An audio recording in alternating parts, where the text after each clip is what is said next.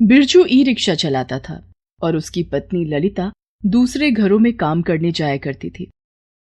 बिरजू का 6 साल का बेटा दीपक सरकारी स्कूल में पढ़ने जाया करता था। हम दोनों की कमाई से घर का गुजारा किसी तरह से चल जाता है। जी आप सही कह रहे हैं, लेकिन हमें किसी और चीज की जरूरत भी नहीं है।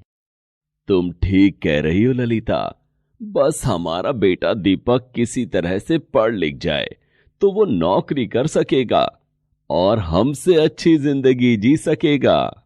दोनों बेहद कम पैसों में ही अपना गुजारा चला करके भी खुश थे और सुखी जीवन बिता रहे थे। बिरजू सुबह सुबह रिक्शा लेकर सवारियों की तलाश में निकल पड़ता था और ललिता दीपक को स्कूल भेजकर अपने काम पर चली जाती थी। अरे ललिता, जल्दी से खाना दे दो, रिक्शा लेकर निकलना है। अभी लाती हूँ। ये दीपक भी ना अभी तक सोकर नहीं उठा है, उसे स्कूल के लिए तैयार होना है। आप जरा दीपक को जगा दीजिए। बिरजू दीपक को जगाने के लिए जब उसे हाथ लगाता है तो अरे, इसे तो बहुत तेज बुखार है। अरे, इसे तो सच में बहुत तेज बुखार है। अब मैं काम पर कैसे जाऊंगी? आज काम पर जाना बहुत जरूरी है, मालकिन ने जल्दी बुलाया है। तुम मालकिन से फोन करके छुट्टी ले लो। ललिता मालकिन को फोन करती है। मालकिन, आज मेरे बेटे की तबीयत बहुत खराब है, क्या मैं छुट्टी कर लूं? छुट्टी करनी है तो अपना हिसाब कर लो और कल से काम पर मत आना। तुम्हें कहा था कि आज काम पर आना जरूरी है और तुम बहाने बना रही हो। नहीं मालकिन, मैं काम पर आ रही हूं। इसे घर पर अकेला छोड़कर कैसे जाऊं? इसे आज अपने साथ लेकर चली जाओ। ललिता दीपक को बुखार की दवाई खिलाकर उसे अपने साथ काम पर ले गई। मालकिन, ये मेरा बेटा दीपक है। आज इसे बहुत तेज बुखार है, इसलिए स्कूल नहीं गया। घर पर इसकी देखभाल करने वाला कोई नहीं था, इसलिए मैं इसे यहां ले आई। मैंने इसे बुखार की दवाई खिला दी है, आपको इससे कोई परेशानी नहीं होगी। ठीक है, इससे कहो ड्राइंग रूम में जाकर बैठ जाए और तुम किचन में जाकर खाना बना लो, आज घर में मेहमान आने वाले हैं। ठीक है मालकिन। दीपक ड्राइंग रूम में जाकर सोफे के नीचे बैठ जाता है। वहां मालकिन की 5 साल की बेटी निकिता सोफे पर बैठकर स्मार्ट टीवी पर कार्टून शो देख रही थी। दीपक भी वहां बैठकर कार्टून शो देखने लगा। कार्टून शो देखकर दीपक को बहुत मजा आ रहा था और वो भूल गया कि उसकी तबीयत भी खराब है। चल दीपक, काम खत्म हो गया, अब घर चल। माँ, थोड़ी देर और टीवी देखने दो ना। नहीं बेटा, मालकिन गुस्सा करेंगी। दीपक मन मारकर मां के साथ घर जाने लगा, लेकिन उसकी नजरें लगातार स्मार्ट टीवी पर चल रहे कार्टून शो पर ही टिकी थी और वो पीछे मुड़कर बार बार टीवी की तरफ देख रहा था। ललिता उसका हाथ पकड़कर उसे अपनी ओर खींचती है। बेटा, घर चल। माँ, हमारे घर में स्मार्ट टीवी क्यों नहीं है माँ? मुझे भी स्मार्ट टीवी पर कार्टून शो देखना है। बेटा, हमारे पास इतना पैसा नहीं है कि हम स्मार्ट टीवी खरीद सकें। तेरे पापा और मैं जितना कमाते हैं उससे हमारा सिर्फ गुजारा ही हो सकता है। तू सिर्फ अपनी पढ़ाई पर ध्यान दे। 2 दिन के आराम के बाद दीपक जब स्कूल जाता है। अरे यार, तूने शिवा की नई फिल्म देखी? क्या कमाल की फिल्म है, देखकर मजा आ गया। तूने कहाँ देखी? अरे घर पर, मेरे घर में स्मार्ट टीवी है ना, हम सब कुछ अपने स्मार्ट टीवी पर देखते हैं। फिल्में, कार्टून शो और बच्चों के डांस धमाल वाला प्रोग्राम, सब कुछ स्मार्ट टीवी पर देखते हैं।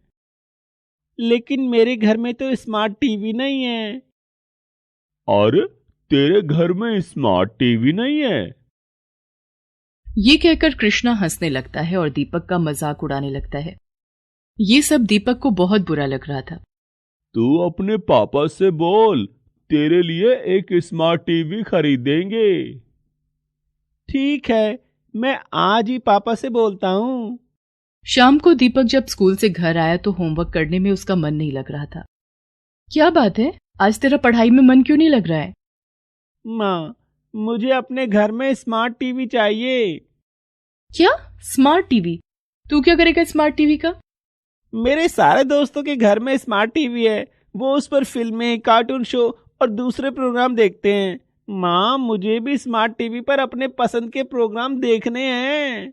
बेटा, अपनी पढ़ाई लिखाई पर ध्यान दो।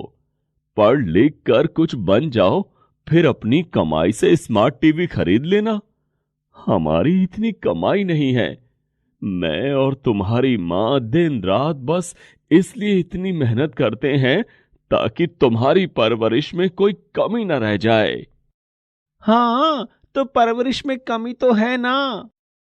तेरी परवरिश में हमने क्या कमी कर दी? एक स्मार्ट टीवी की कमी है। घर में मेरे मनोरंजन के लिए कुछ भी नहीं है जिससे मैं थोड़ी देर के लिए अपना दिल बहला सकूं। बिरजू और ललिता अपने बेटे की बात सुनकर उदास हो जाते हैं। उन्हें पता था कि उनके पास इतने पैसे नहीं हैं। ठीक है, थोड़े दिन रुक जाओ, तुम्हें स्मार्ट टीवी मिल जाएगा। कहाँ से लाओगे स्मार्ट टीवी? दीपक को बोल तो दिया, लेकिन स्मार्ट टीवी कितनी महंगी आती है पता भी है? मैं कल पता करता हूँ। अपने बेटे की ख्वाहिश पूरी करने के लिए दूसरे दिन बिरजू एक टीवी के शोरूम में जाता है। क्या चाहिए आपको? मुझे स्मार्ट टीवी खरीदना है। ठीक है, ये देखिए, ये स्मार्ट टीवी 29,000 रुपए की है। इसमें फीचर्स बहुत बढ़िया हैं। ये स्मार्ट टीवी 32,000 रुपए की है। इसमें आप अपना मोबाइल फोन भी कनेक्ट कर सकते हैं और गेम भी खेल सकते हैं। जी, सबसे सस्ती वाली दिखाइए। तो आप ये देखिए, ये स्मार्ट टीवी सबसे सस्ती है, सिर्फ 23,000 रुपए की है। इतने पैसे एक साथ देने जरूरी हैं क्या?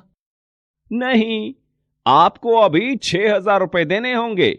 उसके बाद 2,000 रुपए हर महीने इंस्टॉलमेंट में देने होंगे। ठीक है, मैं कल फिर आऊंगा। इतना कहकर बिरजू घर आ जाता है। उस समय उसके पास इतनी रकम नहीं थी कि वो शुरू के 6,000 रुपए भी दे सके। क्या हुआ, देख लिया स्मार्ट टीवी? हाँ, देख लिया, लेकिन बहुत महंगी है। पहले 6,000 रुपए जमा करने होंगे, फिर हर महीने 2,000। इतना पैसा कहां से लाओगे? तुम अपनी मालकिन से 2 महीने के एडवांस रुपए मांग लो, तो हमारे पास 6,000 रुपए हो जाएंगे। ठीक है, मैं कल मालकिन से बात करूंगी। मालकिन? हाँ बोलो। वो मेरे बेटे की तबीयत खराब थी तो इलाज में ज्यादा पैसे खर्च हो गए। अब घर खर्च के लिए पैसे नहीं बचे हैं। आप मुझे 2 महीने का एडवांस दे दो। तुम्हें हर महीने छुट्टियां भी चाहिए और एडवांस भी। 2 महीने का एडवांस मैं नहीं दे सकती। तुम्हें सैलरी देने के अलावा हमारे और भी खर्चे हैं। ये लो 3,000 रुपए, 1 महीने का एडवांस, और हाँ, अगले महीने कोई छुट्टी नहीं मिलेगी। मालकिन से पैसे लेकर ललिता घर आ जाती है। पैसों का कुछ इंतजाम हुआ? मालकिन ने 1 महीने का एडवांस दिया है, 3,000 रुपए। लेकिन हमें तो 6,000 रुपए चाहिए। अब क्या करें, कहां से लाएं इतना पैसा? मेरे दिमाग में एक आइडिया है। कैसा आइडिया? तुम इन पैसों को संभाल कर रख दो। मैं दिन के अलावा नाइट शिफ्ट में भी रिक्शा चलाऊंगा। इस तरह से हमारे पास 1 महीने में 3,000 रुपए से ज्यादा इकट्ठे हो जाएंगे। लेकिन आप रात में नहीं सोएंगे तो आपकी तबीयत खराब हो जाएगी। ललिता, बेटे की जिद पूरी करने के लिए हमें इतनी मेहनत तो करनी पड़ेगी। एक ही तो बेटा है हमारा। हम अभी इसे सारी खुशियां देंगे तो बुढ़ापे में ये हमें 2 गुनी खुशी देगा। तुम चिंता मत करो, मैं शाम को घर आकर आराम कर लूंगा। उसके बाद रात में रिक्शा चलाने जाऊंगा। नाइट चार्ज के पैसे भी अधिक मिलते हैं। ठीक है। अगले दिन से बिरजू दिन में ई रिक्शा चलाता और शाम को घर आकर थोड़ी देर के लिए आराम करता और फिर खाना खाकर रात को ई रिक्शा चलाने निकल जाता। रात को सवारियों से उसे ज्यादा पैसे भी मिल जाते थे। ज्यादा मेहनत करने और रात में ना सोने के कारण बिरजू की तबीयत भी बिगड़ने लगी थी। लेकिन बेटे की जिद पूरी करने के लिए पूरे 1 महीने की मेहनत के बाद बिरजू ने पैसे इकट्ठे कर लिए थे। ये लो, पूरे 3,000 हैं। अब इसमें मेरे 3,000 मिलाकर पूरे 6,000 हो गए। अब हम अपने बेटे के लिए स्मार्ट टीवी खरीद सकते हैं। अगले दिन दोनों उसी टीवी के शोरूम में जाते हैं जहां बिरजू पहले से टीवी देखकर आया था। अरे भैया, सबसे सस्ती वाली स्मार्ट टीवी दिखा दो। ये देखिए, 23,000 की स्मार्ट टीवी है।